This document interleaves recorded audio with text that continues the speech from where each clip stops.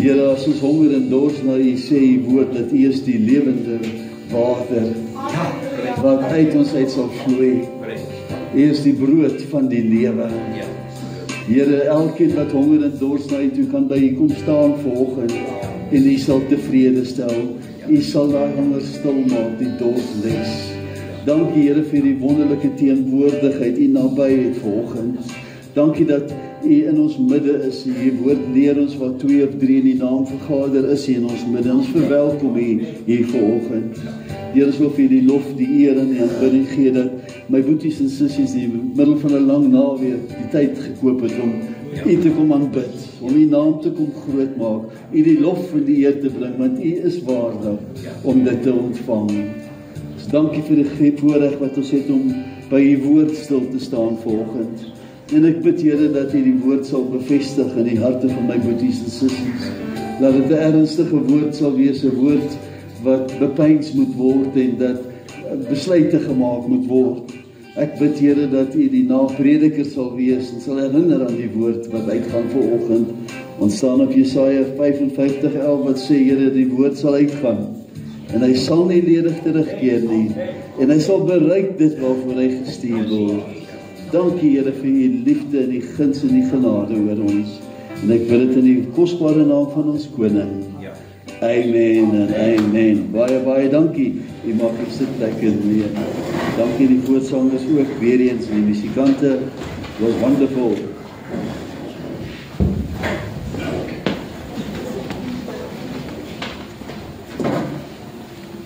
Praise the Lord. Yes, amen. Die tema van vanoggend se woord is The Judge. Soos jy sal onthou die afgelope paar weke, dat dit so ontwikkel amper in 'n reeks waar ons gekyk het, wat is Jesus se bediening vandag? En ons het gesien sy bediening vandag was, hy was advokaat gewees, hy was ons hoëpriester, hy is nog, en hy is die Heer, the Lord of all, en dit was die belangrikste, the Lord of all, ek het daaroor gepreek, die tema van die preek was, kies the Son. In elk geval, en toe ons begin kyk na die toekomstige bedieninge van die Here, die toekomstige bedieninge, wat gaan Jesus nog doen in die toekoms?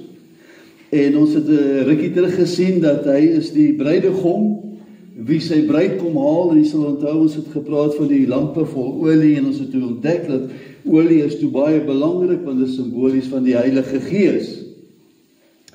Maar ons staan by nog 'n rol vanoggend stil, wat die Jesus in die nabye toekoms sal gaan verrig, en dit is om as regter te gaan optree, to be the judge of all. Ek neem hier na Johannes 5:22 toe. Even the Father judges no one. Is dit nie interessant nie, nee? That the Father judges no one. For He has given all judgment, the last judgment and the whole business of judging entirely into the hands of the Son. Want die Vader oordeel ook niemand nie, maar hy het die hele oordeel aan die Seun gegee. Is u nie dankbaar dat u vanoggend die Seun ken persoonlik nie? Dit is 'n voorreg om die Seun te ken. But to set the scene before the judgment, we need to firstly look at the end times. There will be a first resurrection known as the resurrection of the righteous, and also referred to as the rapture. Those who have died in Christ and those Christians who are still alive will rise to meet the Lord in the air. Met hierdie eerste opstanding sal die gelowiges vir ewig met God wees. Gelowiges wie nog lewe sal in 'n oogwink die Here in die lig ontmoet. Die gelowiges wie reeds in Christus gesterf het, sal nie agterweë gelos word nie. 1 Tessalonisense 4:14 sê, For since we believe that Jesus died and rose again, even so God will also bring with him, God will also bring with him, through Jesus, those who have fallen asleep in death. For this we declare to you, by the Lord's own word, that we who are alive and remain until the coming of the Lord shall in no way proceed into his presence or have any advantage at all over those who have previously fallen asleep in him in death. So is duidelik, nee. So Christene wie gesterf het, wie tans in die paradys is, sal deel wees van die eerste opstanding. Hulle sal saam met Jesus kom. Christene wie nou lewe, sal in 'n oogwink die Here in die lig tegemoet kom. So hierdie opstanding, hierdie wegraping, is die opstanding na die ewige lewe, waar die gelowige vir ewig met die Here sal wees. Now there will be two judgments. Firstly, Jesus will judge the people at the judgment seat of Christ, which is the Bema judgment in Greek. It's called the Bema judgment. And then secondly, Jesus will judge the wicked at the great white throne judgment. Laat ek dit weer herhaal. Jesus will judge his people at the judgment seat of Christ. It is also called the Bema judgment in Greek. And secondly, Jesus will judge the wicked at the great white throne judgment. But let us first consider the judgment seat of Christ. Let us consider the Bema judgment. The Bema seat judgment is for believers. It's for you and me. A bema is a Greek word which refers to a raised platform where a judge would sit. For example, the judges at the Olympic Games in the arena would sit at the bema, the raised platform. So at the bema seated judgment, Christians will be judged according to their works. By die bema oordeel word die Christene se werke getoets om hulle beloning te bepaal. Hierdie bema oordeel gaan nie oor straf nie. Die waarde van ons werke sal deur 4 getoets word om die waarde te bepaal. Is dit goud? Is dit silwer? Of is dit kaf wat verbrand? Die lam se boek van die lewe word oopgemaak waarin die name verskyn van die wie Jesus aangeneem het. Is jy nie dankbaar daaroor nie? Dat u naam in daai boek opgeteken is die dag toe jy Jesus aangeneem het. So die wie die ewige lewe reeds het, sy naam is hierin opgeteken en sal nie voor die wit troon oordeel verskyn nie. Halleluja, prof is reg, prys die Here, want die uitkoms van die wit troon oordeel is nie goed nie. Openbaring 20:12. En ek het die dode klein en groot voor God sien staan. En die boeke is geopen en 'n ander boek, die boek van die lewe is geopen. En die dodes geoordeel na wat in die boeke geskryf is, volgens hulle werke. So ons sien van hierdie skrifgie dat daar 2 stelle boeke is. Die een stel is 'n rekord van alles wat gedoen is in 'n mens se tyd op die aarde. Die tweede stel is die boek van die lewe, waar die name opgeteken is van die wie Jesus aangeneem het, en nie voor die wit troon oordeel sal verskyn nie. Vir bevestiging kyk ons na Johannes 5:24. I assure you most solemnly I tell you, the person whose ears are open to my words, who listens to my message, and believes and trusts in and clings to and relies on him who sent me, possesses now eternal life. So the one who sent Jesus has eternal life. And he does not come into judgment. He does not come into judgment, does not incur sentence of judgment, will not come under condemnation, but he has already passed over out of death into life. Romeine 8 bevestig ook, daar is dan nou geen veroordeling vir die wat in Christus Jesus is nie, vir die wat nie na die vlees wandel nie, maar na die gees. Therefore, there is now no condemnation, dis Barry se skrif hierdie, no adjusting guilty or wrong for those who are in Christ Jesus, who live and walk not after the dictates of the flesh, but after the dictates of the Spirit. Halleluja, so ons gaan nie geoordeel word vir lewe en dood nie, ons is al reeds in die lewe. So by die bema oordeel sal elke een verslag gee van wat ons gedoen het nadat ons wedergebore is. Ons sal lof of teregwysing ontvang, ons sal beloning of verlies ervaar. 2 Korintiërs 15, want ons moet almal voor die regterstoel van Christus verskyn, sodat elkeen kan ontvang wat hy deur die liggaam verrig het, volgens wat hy gedoen het, of dit goed is of kwaad. So dit is 'n tyd van openbaring making. Niks word weggesteek nie. Die waarheid sal bekend gemaak word. Die waarheid sal deur almal gesien word. Our treatment of people will be dealt with. Evil speaking or unkind treatment will be dealt with. Romeine 14:10. Maar jy, waarom oordeel jy jou broeder? Of jy ook, waarom verag jy jou broeder? Want ons sal almal voor die regterstoel van Christus gestel word.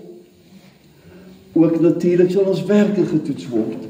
Alle goeie werke sal beloon word, al is dit net 'n glas koue water wat aan iemand gegee word. Matteus 10:42 bevestig. En elkeen wat een van hierdie kleintjies net 'n beker koue water laat drink, omdat hy 'n disipel is, voorwaar ek sê vir julle, hy sal sy loon sekerlik nie verloor nie. Alle werke sal tentoongestel word en getoets word. 1 Corinthians 3:13 says, the work of each one will become plainly, openly known. Dit gaan nie weggesteek wees, dit gaan so oop wees. Shown for what it is. For the day of Christ will disclose and declare it, because it will be revealed with fire, and the fire will test and critically appraise the character and worth of the work that each person has done. Ja, halleluja. Omdat die Here vir ons lief is, omdat ons hom in ons lewens ingenooi het, word ons as kinders van die Here getugtig, indien dit nodig is, sodat ons nie saam met die wêreld geoordeel sal word nie. 1 Corinthians 11:32 says plainly, but when we fall short and are judged by the Lord, we are disciplined. He disciplines us today. We are disciplined and chastened so that we may not finally be condemned in eternal punishment along with the world. Maar as ons geoordeel word, word ons deur die Here getugtig, sodat ons nie saam met die wêreld veroordeel mag word nie. My broer en sussie, as jy deur 'n moeilike tyd gaan, selfondersoek, is dit nie tugtiging, is ek nie van lyn af nie, het ek nie iets verkeerd gedoen nie, is ek nie besig om die merk te mis nie, want die Here is lief vir ons, hy is ons tugtig, sodat ons nie op die einde voor daai wit troon gaan staan nie. Die wêreldse oordeel is die tweede oordeel. The second judgment is the great white throne judgment. This will be something else. This will be absolutely terrifying. The judgment will be for the people who turn their backs on the salvation that Jesus paid for and made possible. This is not a good place to be. Jesus is the judge. The throne is great and the throne is white, which testifies of power and purity, in itself being terrifying to the guilty. Die wie hulle rug op Jesus gedraai het, klein of groot, sal almal voor Jesus verskyn. Die tweede stel boeke word oopgemaak waarin alles opgeteken word. Hierdie is nie nou die boek van die lewe nie. Alle sonde word hier opgeteken. Daar was nie vergifnis gevra nie. Daar was nie bekering nie. En alles is opgeteken van dag 1 af. Hier word alle werke met perfekte geregtigheid geoordeel. Die uiteinde van hierdie wit troon oordeel is die tweede dood.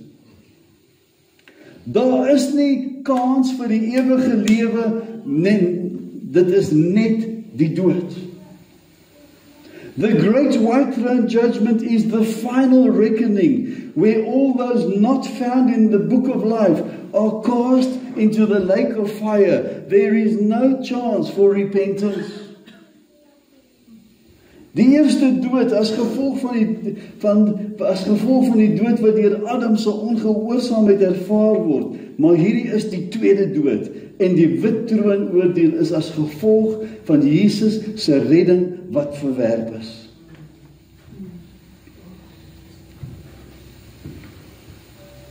The second death in the lake of fire is for those who refuse the free offer of eternal life, and having chosen sin, having chosen disobedience and death. Bevestiging Johannes 3:19. The basis of this judgment, indictment, the test by which men are judged, the ground for the sentence lies in this. The light has come into the world, and people have loved the darkness rather than and more than the light, for their works, their deeds were evil. Want elkeen wat kwaad doen, haat die lig en kom nie na die lig nie, dat sy werke nie bestraf mag word nie. Hell was not made for man. Hell was made for the punishment of the devil and for his angels. But those who reject the salvation offered by Jesus will be condemned to hell as well. Matthew 25:41 says, Then he will say to those at his left hand, Be gone from me, you cursed, into the eternal fire prepared for the devil and his angels. Dit is nie Jesus se wil nie. Hy het die prys betaal dat ons nie in die hel moet opeindig nie. Die keuse is ons eie keuse. Hel is 'n werklikheid. Daar word 23 keer na die hel verwys in die King James Bybel. Matteus 5:22 en net so 2-3 keer noem. En elkeen wat sê jou dwaas, moet verantwoording doen in die helse vuur. Matteus 18:9 As om met 2 oë te hê en in die helse vuur gewerp te word. Matteus 9:48 Die helse vuur gewerp te word, waar hulle wurm nie sterf en die vuur nie uitgeblus word nie. Jesus told the story of Lazarus, the rich man in Hades, that asked that the tip of his tongue can be touched with water. Luke 16:24 And he cried out and said, Father Abraham, have pity and mercy on me. Send Lazarus to dip the tip of his finger in water and cool my tongue, for I am in anguish in this flame.